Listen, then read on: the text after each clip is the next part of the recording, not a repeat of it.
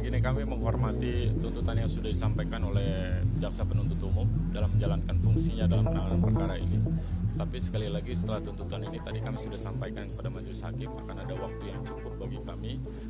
Junto pasal 33, junto pasal 55, bahwa oleh karena terdakwa Ferdy Sambo dapat dimintai pertanggungjawaban pidana dan dijatuhi pidana serta terdakwa Ferdy Sambo sebelumnya tidak ada menjatuhkan pidana terhadap terdakwa dengan pidana seumur hidup. Pertama gini, kami menghormati tuntutan yang sudah disampaikan oleh jaksa penuntut umum dalam menjalankan fungsinya dalam penanganan perkara ini.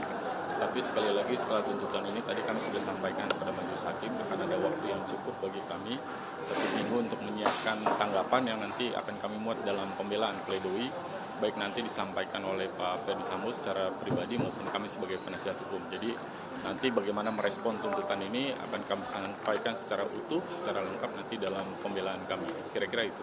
Pembelaan ini yang tidak untuk pledoi fokusnya nanti akan sebagian besar tentu akan mengcounter apa yang disampaikan oleh jaksa penuntut umum, karena tadi di surat tuntutan ada jalan cerita yang disampaikan termasuk pemenuhan unsur-unsur yang menurut kami ini berjauhan dengan fakta yang sebenarnya terungkap pada persidangan. Nanti kita ungkap lebih lengkap di dalam pembelaan kita ya, fakta-fakta apa yang terkait, kemudian bukti-bukti apa yang relevan untuk mengcounter apa yang disampaikan oleh jaksa penuntut umum.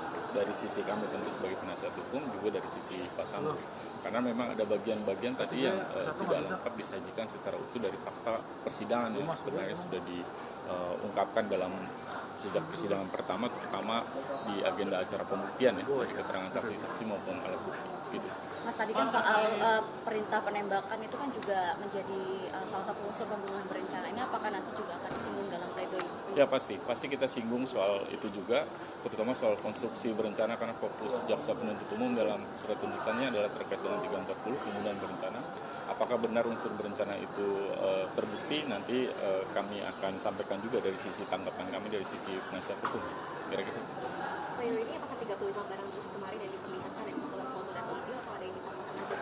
Salah satu bagiannya adalah bukti yang kemarin, juga bukti nanti yang kami sampaikan juga, tentu dengan bukti yang juga sudah disampaikan oleh jaksa penuntut umum. Karena secara prinsip kan penuntut umum sudah menyampaikan begitu banyak bukti, termasuk keterangan saksi-saksi yang sangat berkaitan karena kaitannya pada tempat kejadian perkara tersebut. Nah itu juga ada keterangan-keterangan yang sebenarnya relevan untuk pembelaan kami. Nanti kami sampaikanlah secara lengkap di dalam pledoi kami ya. Gitu. Justru itu, saya pikir itu juga satu hal yang agak janggal buat kami, karena di persidangan yang lalu disampaikan soal motif, tapi hari ini kemudian tiba-tiba motif tidak disampaikan. Apakah artinya di dalam surat dakwaan yang sedemikian tebal itu termuat di dalam tetapi tidak dibacakan karena menghindari persepsi publik atau bagaimana? Saya pikir sekali lagi dari sisi kami mengharapkan bahwa persidangan ini terbuka, dijalankan secara objektif begitu, sesuai dengan fakta yang ada di persidangan. Dan apa yang disampaikan kemarin juga dalam persidangan yang lalu sebenarnya soal perselingkuhan itu fakta dan bukti yang disajikan di persidangan tidak ada yang bicara soal perselingkuhan, bicaranya soal kemungkinan terjadinya kekerasan seksual di tanggal 7 tersebut gitu. Tapi tiba-tiba jaksa menarik kesimpulan soal perselingkuhan tersebut. Saya kira itu cukup serius ya kaitannya dengan surat validitas atau akurasi surat tuntutan tersebut. Nanti kita tanggapan lebih lengkap saya pikir nanti kami ajukan dalam pledoi dan pembelaan kami. Soalnya tadi mengatakan ada fakta yang tidak lengkap. Apakah ini terkait dengan bukti pelecehan yang ada di Magelang yang dimaksud misalnya? Yang saya maksud tidak lengkap adalah tidak lengkap disajikan di dalam surat tuntutan, terutama kaitannya dengan persidangan yang lalu, misalnya menyampaikan soal motif tersebut. Gitu.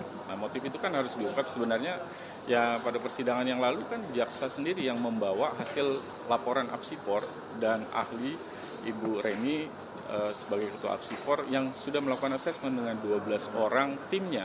Itu kan bukti dari jaksa penuntut umum untuk membuktikan terkait motif. Itu yang paling terutama, dan hasil laporan juga keterangan ahli menyampaikan kredibilitas soal keterangan di tanggal 7 yang berkaitan dengan kekerasan seksual itu, tapi tiba-tiba itu dikesampingkan oleh jaksa sendiri, padahal itu disajikan oleh jaksa penuntut umum. Saya kira itu nanti harus kita ungkapkan secara utuh pada pembelaan kami nanti, dan nanti tentu masih ada setelah pembelaan kan yang berwenang untuk menentukan dan melakukan penilaian final soal perkara ini tentu adalah majelis hakim, sehingga juga kami berharap nanti majelis bisa mempertimbangkan dari kedua sisi dan tentunya juga memberikan penilaian secara faktual ya, sesuai dengan fakta dan bukti yang ada di persidangan dan terbuka pada semua fakta, bukan hanya pada satu keterangan saksi saja. Saya kira itu prinsipnya.